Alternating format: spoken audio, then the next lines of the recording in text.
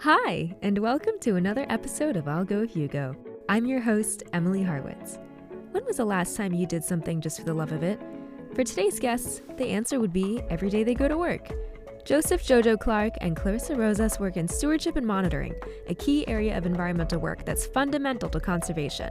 If you remember from episode 6, a forest is not a museum. The only constant in nature is change, and it's a responsibility of land managers to take care of the land, or steward it. So what does that look like?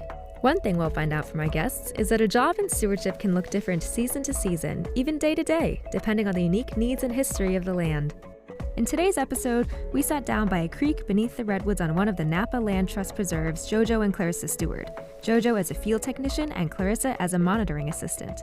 We are actually sitting on the ground on sticks and leaves, so please excuse the occasional rustle. And now, relax and enjoy the sounds of JoeJoe and Clarisa's office as they share with us a slice of stewardship life.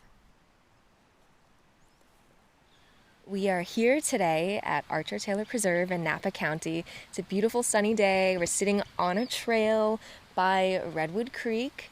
If you can hear that in the background, there are California towhees, Pacific flycatchers, black phoebes, all sorts of birds around here today. And we're here with our wonderful, lovely guests, Clarisa and JoeJoe. Yeah, hi, I'm Joseph Clark, JoeJoe, I go by. I work for the Napa Land Trust underneath the Stewardship Department as a field technician. And my name is Clarisa Rosas. I work as a monitoring assistant also at the Napa Land Trust, and my position is in the Land Protection Department. What is stewardship? I believe stewarding the land is managing the land, getting to know the species, figuring out the immediate and long-term needs of the land. That's just a general sense of what we do or what I think stewardship is, and also enjoying it as well. Yeah, I think just to add on to what JoeJoe said, stewarding is the long-term protection of the land, and that includes a lot of management, short and long-term. And how would you describe your roles to someone who doesn't know what this looks like? Well, my role is a little bit complex and more of a not jack of all trades, but so some days I'll be going looking for a camera in one of our preserves, or tagging frogs, or monitoring oak trees, and so it ranges throughout the week. As a monitoring assistant, it's kind of similar to JoeJoe's, but I get to go out to a lot of different private properties that have conservation easements on them. A conservation easement is a legal agreement between the private landowner and any land trust. And it's recorded at the recorder's office. It follows the property even if the original donor sells the property. So it is a way to permanently protect private property. So my day-to-day is going out to different properties, meeting with landowners, and then getting back to the office and writing a report, and a mix of field and administrative work. What is a typical day in the life of a field tech technician? Yeah, like last week, like on Monday, we go out to mini preserves, look for cameras. We have almost like 20 different cameras that capture wildlife. And if you go to our website, you'll see some photos that have been documented there. Tuesday, I will be pulling weeds, pulling some type of invasive non-native. And that's another way how we manage the land. Other days, I'm with the public. We will have many field trips coming up in the near future. But on the weekends, we have botanical hikes or hikes centered around wildlife or different types of things like art. So yeah, it's a very, how would you say, it's a gumbo of a job. Oh, I love There's that. so many ingredients, but at the end of it, it's a beautiful dish or different like, yeah. I don't know if that makes sense, but yeah. Delicious. Yeah, I'm kind of hungry too. What about you, Clarisa? It's the day in the life of a monitoring assistant. So I usually am going out to a property with a volunteer. Either they have already been to the property several times or they're just getting to know it with me. And what we do in a monitoring visit, we check in with the landowner, see if they have any concerns about the property, and then we typically try to check boundaries on the property if they're accessible. So that's a lot of fun trying to get to those boundaries. A lot of the times there's no definitive trail or road to get to them. So it's a lot of bushwhacking and finding your own way. And on that visit, I'll take photographs, take notes of what I see, and then compile that into a report that'll be sent to the landowner. So what percentage of the time would you say you're in the office versus out in the field? I would say it's a good split of 50-50. 50 in the field, 50 in the office, and it's a really nice balance. What about you, JoeJoe? Mine has to be like 90-10, so 90% in the field and 10% in the office. Cool. And how does stewardship contribute to conservation? Once we receive the property, either through donations or different types of ways, we don't want to just not do anything with the property, let it just sit. So this is where we come into play, right? We do a botanical survey, what's out there. The immediate tasks like, how's the road doing? So in conservation, you acquire the land, you protect it, and then you have to steward it. But before you steward it, you have to see what you have out there, Exactly. see what condition the land is in. And even on top of that, fire, like probably 90% of our preserves and conservation easements have had a fire in the last 5 years. And so it does make a lot more complicated things that have to be taken into place. For example, should we be removing all the trees that have been burned along the road, right? That will eventually become a hazard when there's a lot of rain, snow, wind, or just leave those there because, wildlife does take care of that. So it is very, there's no one fits all, if that makes sense, for each preserve. What projects are you currently working on that you're excited about? One of the activities I'm very excited about is I will be taking a group out this weekend to a recently acquired conservation easement on a property. So I'm really excited to share the work that the Land Protection Department has been doing and share it with all of our constituents and everybody. Our field trip program is open to the public, so anybody can sign up, and I'm really excited to get the group out there. I was out there last week and just really taking it all in. And I'm super excited to share it with everybody. Who's coming? It's open to the public, so we have 24 participants who signed up, and we'll meet them, and I will caravan them out to the property. And this is a conservation easement, so it's a private owner, and this is the only way to get the public out to the property. And so I feel like it would be a great way for them to see what projects we're working on behind the scenes that they don't ever get to go to. What about you, JoeJoe? What are you working on right now that you're excited about? Well, what's coming up in one of our preserves, Wantrip in Pote Valley, is the grazing. This preserve is mainly oak woodland. It's so cool just to see them eat grass. That's it. That's all. So grazing, can you explain how grazing, that relates to conservation? It does, yeah, because a lot of these places that we see as we drive were ranches, and different types of methods were used to either mitigate fuel, Flammable vegetation. to allow other native plants to thrive after all the sheep have eaten the invasive grasses. So I really enjoy that project because first I get to see the before and the after. What I mean by that, we have a lot of harding grass, which was sort of a major bunch grass that was used to feed a lot of our cows and livestock. And also in the 60s, they did a lot of planting after fires. They had Henley Fire in Sonoma County.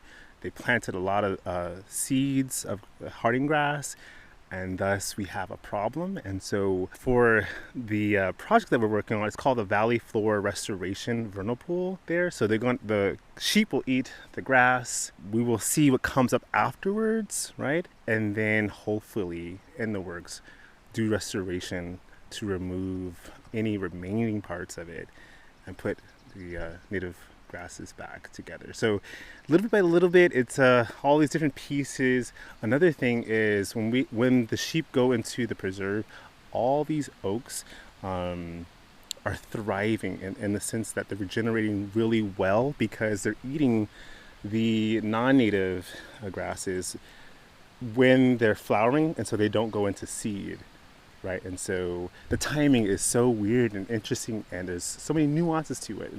And honestly, some people have different methods of grazing and non-grazing. So I can go on and on, but that's a cool project that we're working on. So there's a lot of planning involved. There's also experimentation. Yeah. Are you working on any stewardship projects together? Well, me and Clarisa, we go out to do the California red-legged frog tagging. We do that together. The California Red-Legged Frog Project, it's a large project that involves the translocation of egg masses. So we have a site that's producing California red-legged frog egg masses. We take those and put them into the ponds on one of our preserves, and we shelter those egg masses until they're tadpoles, and we release them into the pond. And one of the experiments in that larger project is to see whether the frogs will move between the ponds. So that preserve has 3 ponds, and we want to see if they'll be using the highlands and actually breeding in between the ponds. So far, we've had really great success in the first 2 years. We're seeing populations of frogs as young as 2 years old getting ready to breed. We hear them making breeding noises, breeding calls, and that's something that's completely unheard of in the California red-legged frog scientific community. Oh, why is that? It's they're typically matured at 3 years old or above, but we think because of the habitat, it's very undisturbed, it's a preserve, not a lot of people go. We think they're just in prime conditions, and they're taking advantage of that. And why are you restoring these frogs? So these frogs are endangered in California, and we've got the Napa Trust secured a grant to restore them.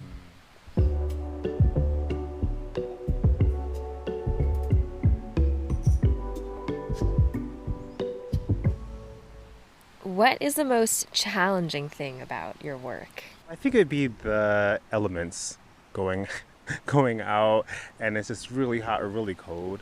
Again, all of our preserves, well, not all of them, 90% have had some disturbance of fire, and so I have to go off trail, and it's just treacherous sometimes. So I'm covered in soot, or being pinched, or being stabbed by sticks or whatever.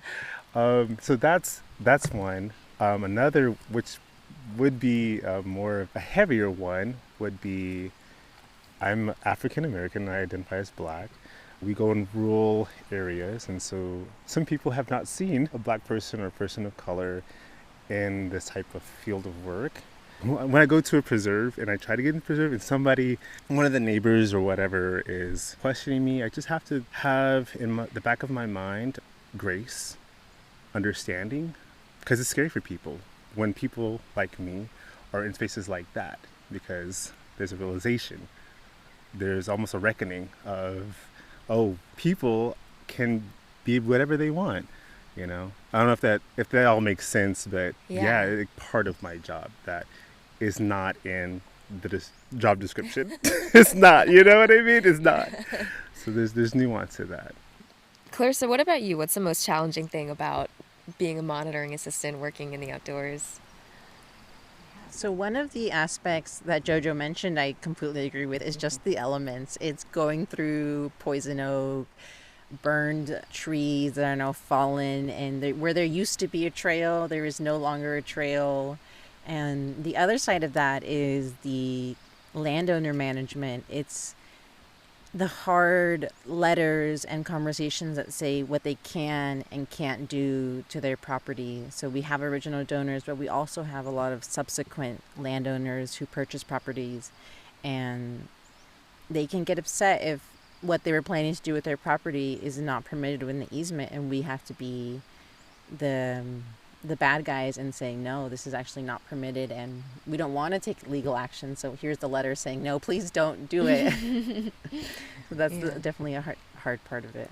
It's funny, I think some people who hear these stories about, oh, working in the elements, you have to, hike through all this soot and like bushwhack. Some people listening might go, okay, that's not for me. But I'm sure there's tons of people like myself who would hear this and say, yeah, I want to be out there. What an adventure. Right. I feel like I'm like Tarzaning out there. I'm like, went from one limb to the other. And let me crawl under this bush to get out. And then let me check my iPad and make sure I'm still going in the right direction because there's like no visibility outside of these bushes. Yeah, that sounds so fun. Yeah, it is a lot of fun. It's a challenge, but it's fun. Okay, now what's the most rewarding thing about the work that you do? The most rewarding thing for me is getting those moments where I am mostly all by myself and I get to look out into the vista. I get to hear the sounds of the streams. I get to see a bird who's right in front of me. The other day I saw a skunk and it was just so cute, and it's like you don't think that it's a magical moment, but it really is. It was the highlight of my whole week, and just getting to have those very intimate moments with wildlife are my favorite part of the job. And I'm guessing that a lot of the work you do is on these preserves. Like, the land doesn't see a lot of people because they're private, and so the wildlife there is going to be less afraid of people too, right? Yeah. Especially with the easement, sometimes the landowners don't even go to that side of the property. And I'm the only person who's been there in the last couple of years. And it really is something special where I feel like I'm very, very lucky to be out there. I love going out and seeing so many flowers, lilies, oak trees, hearing the sounds of tree frogs and stuff like that. It's such a joy. How did you get into this line of work? What kind of experience have you had that has prepared you for this? Yeah, so I was really lucky in undergrad to have some service learning classes where I was required to work with an organization, and I got the privilege and opportunity to work with the Return of the Natives, which is a community-based organization to bring kids out to the land through hands-on experience. And that was a really, really pivotal moment where I knew I wanted to work in some aspect in environmental education. And another service learning opportunity that I got was with the Bureau of Land Management, and they're managing the lands on Fort Ord next to Cal State Monterey Bay. And I got the opportunity to work with a biologist and really see the projects that were happening, the removal of invasive species, implementing new trail segments to avoid sensitive areas. And we actually worked on a grazing project at that time. So all of those experiences, though they weren't paid, gave me the opportunity to put stuff on my resume and say, I know what I'm doing and I'm ready for this. This is my first real conservation job. I've had a lot of other jobs that were in spa concierge, customer service, and I feel like those also prepared me just to multitask, do a lot of time management, a lot of people skills. So I feel like the combination of that is really what prepared me to work out here. After college, my first job was working in a kiosk at Bothe Napa Valley State Park, and that allowed me to see different parts of a park system, how it's operated and run.